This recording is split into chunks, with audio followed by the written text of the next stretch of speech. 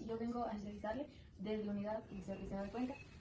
Ya, ¿le puedo realizar algunas preguntas? Sí, claro, primeramente un agradecimiento por visitar el taller, ¿no? Es interesante para muchos jóvenes porque conocen. Pero bueno, estoy para atenderle cualquier servicio que se pueda hacer y la entrevista que usted quiera preguntar. Ya, ¿desde cuándo se dedica a la artesanía y qué fue lo que le inspiró o motivó para empezar? Bueno, la inspiración no fue ninguna, sino fue un accidente. Le digo por qué, porque yo no soy de este barrio tradicional, del Parero, yo soy del barrio Sonraz. Pero a los 8 años y medio que murió, en el caso de padre, muy poco que se quiere decir, llegó a casarse y entonces yo tenía que retirarme de ahí porque ya otra mamá no podía tener. Entonces me salí por estos barrios a los 14 años. Dentro de los 14 años me dieron aquí ganado un trabajo de un señor Arias, que es como peón, ¿no? Entonces tiene que caer a tierra, echar a tierra, hacer la tierra, echar la silla, y muere el plomo, y tantas cosas que tienen que hacer el suelo. El trabajo de suelo es lo más duro que puede haber en una artesanía de cualquier artesanía, o sea, hablando de la cerámica, la alfarería es lo más duro. Pero lo que se logra aprender en torno es como dormirse. Es un trabajo distraído, pensante, uno que se pone ganas de trabajo, de llegar más rápido, de hacer más cosas. Y es le diría, un poco como le dije antes, un descanso para la persona que está aprendiendo. ¿Qué tipo de materiales utiliza para elaborar sus productos y dónde lo consigue? Bueno, los materiales que se utilizan para hacer los productos de alfarería, retrocediendo al siglo XVIII, los alfareros se han quedado aquí en este barrio, porque antes no había alfarería aquí, solamente fue los alfareros a paletazos que hacían las ollas, las vasijas, todo eso. Y ya describieron estos nuevos alfareros, entonces ya trajeron el torno, ¿no? Porque ya estaban los españoles aquí por acá. Entonces, desde ahí se ha escogido los alfareros en donde hay la mejor mina, porque los alfareros primeros son de cañar, de pau, pero aquí se ha hecho una mina. Entonces, han escogido el sector y se han quedado. Y ahí viene la tradición de los alfareros. La tradición se entiende que cuántas generaciones pasarían. Cuando yo vine, ya había como unos 50 talleres. Todo el sector de la calle Caramar eran solo alfareros. Había dos o tres casas que eran particulares. Entonces, esa es la tradición de la alfarería y la cual, ¿por qué me quedé aquí? ¿Cuál es el proceso que sigue desde que tiene la idea hasta terminar la pieza final? La pieza. ¿Cuál es el proceso que tiene? El alfarero, verá, compra la arcilla de acuerdo a su capacidad, puede comprar en camiones, puede comprar en sacos, pero eso es un punto. Llegada la arcilla aquí, entonces la preparación es de que chantarle con un mazo que se llama polvo, y hacerle polvo eso y ya se riega. Y después que queda en la arena, para un pozo que se llama, y luego ya se le pone claro y pasaría polvo.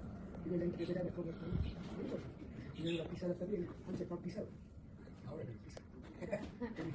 Entonces todo eso es el segundo parámetro es la preparación de la obra. Las arcillas son muy diferentes. Tiene que encontrar las arcillas, pero la adecuada no es. Porque la adecuada tiene que tener todos los minerales completos que aguante la arcilla como que sirve para beber y para todo. Entonces, esa es la razón de que la arcilla en este sector es la mejor, pero en cambio ya ahora con la ciudad que crece, necesita con esas líneas. Hay que buscar en otros lados. Y para buscar en otros lados y trabajar las piezas, necesita el ingrediente. Digamos, caudillo, o sea, chamoto, vaca, qué sé yo, para que salga esa arcilla trabajada. ¿De dónde sacan la inspiración para los diseños o los detalles de sus creaciones? Los diseños se nacen de nosotros mismos, porque usted como alfarera sabe modelar una pieza, o tiene también en la alfarería como algunas artesanías encerradas dentro de la alfarería. La escultura, escultura, la arquitectura, el diseño, ingeniería, todo eso es presente aquí cuando es necesario.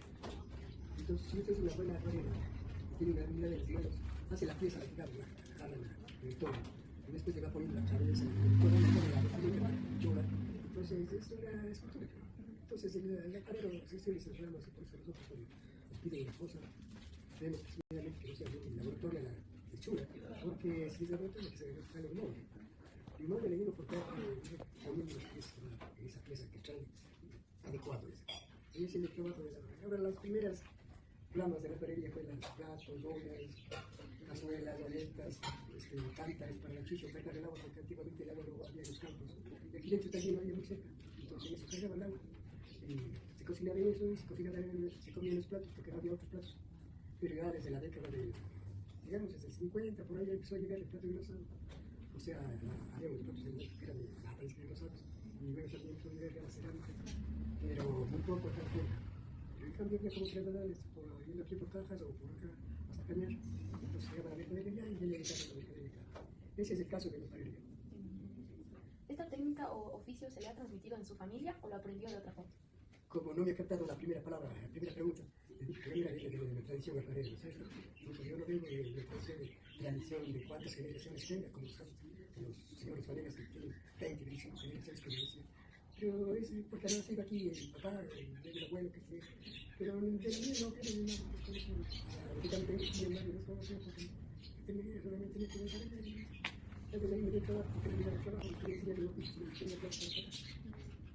¿Cuál es la pieza que más le ha gustado crear o la considera su mejor? Una pieza, se puede decir que a gusto de uno son todas, porque si uno pone así de concentrarse en la pieza, ninguna le deja el riesgo. Pero las piezas que yo he sido creativo, por ejemplo, los argentinistas que andan en los institutos de ciudad, entonces, las creaciones de esas que han nacido de mí, es decir, favorable, ¿no? Me he sentido un gusto, que mis compañeros también aprendan, cambien de idea, porque antiguamente eran las macetas solo verde y solo ollas de platos. Entonces, siempre que no hacen las macetas de diferentes formas o de diferentes colores de maíz, que la maceta tiene que ser verde porque la planta es verde. Tenía su razón, yo no tenía su razón. Yo cuando ya puse el taller empecé a hacer macetas verdes, amarillas, las piadas con blanco. Sería hermoso, es un cliente que iniciación y se lleva. ¿Cuál es la parte más difícil o complicada de su trabajo y cuál es la que más disfruta? La parte más difícil del trabajo. No, la parte más difícil o complicada de su trabajo. La parte más complicada del servicio al principio, cuando empezaron allá las vecinas a llegar acá al sector y les molestaba el humo.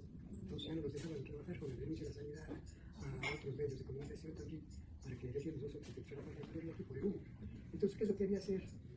Había que ver la forma de quemar, como queman más o menos los hornos así con gas, con petróleo, qué sé yo. Pero yo le hice el quemador con gas, para que no haga humo, no, y nos dejen trabajar, porque si no era pues se que salga humo. Y eso es nuestro, y yo doy toda la razón también porque no nos molesta. Esa es la parte más complicada de esto, ¿no? Y la otra parte más complicada también es el plomo. Usted si no le tiene un modo de ponerse una mascarilla y manejar el plomo en aquellas épocas era pegado, porque le daba cólicos, porque afectaba la salud misma. Entonces esa es la parte que había como cambiarlo. Pero Dios mediante los tiempos pasan y ahora no se utiliza ese plomo que es tóxico, ¿no? Una vecindad y a la familia. Esa es la parte importante que ha sido complicada para mí. Y ahí los atendidos trataban mal, los clientes antiguamente. Entonces son meros sucios tal y cual. Mi mamá cuando vivía todavía yo de niño decía, pues estos son filáticos, salir a comprar ahí. Y la verdad es que cuando yo vine todavía se mantenía eso, ¿no? Venía a preguntar por decir una vaselilla. Decía el maestrito, tiene una vaselillita que nos venda, decía el maestro. No lo tengo. ¿Dónde hará? No sé. Y digo, pero maestro, tantas alfarerías que no te hablar. No, ese asunto de ella que busca. ¿Cómo va a ser el asunto de una persona que vive y busca a dónde y él no pueda mandar a otro colega? Entonces, si una olla ellos vendían en 60 centavos, una vaselilla vendían en 3 sucres, no hago las vaselillas. ¿Y por qué? Porque no le gusta que se ensucien sus trabajos. Una tontería. Y esa es las partes más delicadas que ha habido, pero el resto no. Los compañeros, cuando yo estaba trabajando como taller, les dije, vamos a reunirnos para hacer un gremio, aceptaron. Se formó un gremio, luego se hizo, los titulemos todos los obreros para que seamos maestros y reconocidos, porque si no, no teníamos nada de garantía. Y nuestro textil incluso no tiene garantía. Entonces todo eso se ha ido trabajando poco a poco. Se ha sacado un terreno que aquí abajo es la sede social del gremio. Están los padres y los matadores. Entonces todo eso se ha dado gracias a la idea de mí, porque uno de los piensa cómo sacar adelante a los compañeros. Y uno mismo salir adelante. Ser aseado, tener aseada las cosas, no tener que caer esto que no hay, no. Entonces, esa es la razón de que nuestra alfarería, como no hay muchos alfareros también, pero sí los que andan con los campos, tal vez no se económica, pero viven. ¿Qué le gustaría que la gente supiera sobre el trabajo y el esfuerzo que hay detrás de cada pieza artesanal? ¿Qué le gustaría que la gente supiera sobre el trabajo y el esfuerzo que hay detrás de cada pieza artesanal? Bueno, la gente, yo para hacer esta pregunta que usted está haciendo, dice, creo que en la década del 50, viene una señora profesora de la Escuela Panamá, que acabaron la escuela, y quería unas macetas distintas que ya no se vean todas las veces. Entonces yo le dije, le hago estas macetas, muy bien, y ya lo que este color, maravilla, maestro, eso le juega. Pero la inauguración de la... Pero iba hablando de la escuela, ¿por qué no le saca a los niños que vengan acá, conozcan los talleres, conozcan la arcilla, que no vivan con el pensamiento que los papás les dicen, que de barro nomás es copia de la pampa, y eso no, es una arcilla, tiene que ser bien especial para ellos. Entonces, esa fue la primera, se puede decir eso, de niños que llegaron a... Después vinieron en escuela, después de escuela, después fue la misma primeramente el que está hablando, porque si no nadie sabía, bueno, sabían dónde está la previa, pero no se dedicaban a salir preguntar a los maestros. Ese es el caso de colectividad con los niños de la escuela, y poder hacer respetarlos más de la llama que parece que es tierra, pero es energía. Gracias. Ya. Ya. Ahora estoy para hacer un niño. Cuando recién vengan, vamos a comprar algo que tenemos en cerámica y en la pared también. Ya, muchas gracias. Ya.